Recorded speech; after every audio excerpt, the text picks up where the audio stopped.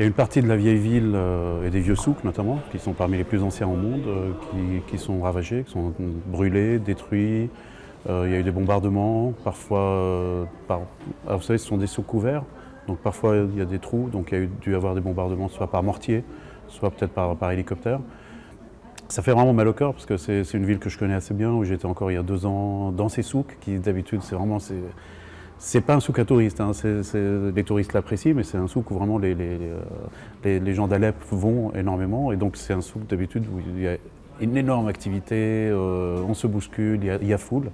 Et là, c'était complètement désert, les magasins fermés, brûlés, détruits, enfin les vieilles pierres, des pierres qui ont plus de 1000 ans. C'est vraiment, c'est terrible, c'est très dur. La citadelle d'Alep est sur une petite colline de quelques centaines de mètres et elle est tenue par l'armée régulière. Donc ce qui fait qu'il est très difficile de s'en approcher parce que tous les alentours de la citadelle sont tenus par les rebelles qui ne veulent pas mener d'assaut véritable pour protéger leur citadelle qui a 1000 ans je crois. Donc du coup, ça fait une situation assez compliquée où ils attendent un peu une espèce d'épuisement de l'armée régulière, enfin des soldats réguliers qui sont à l'intérieur.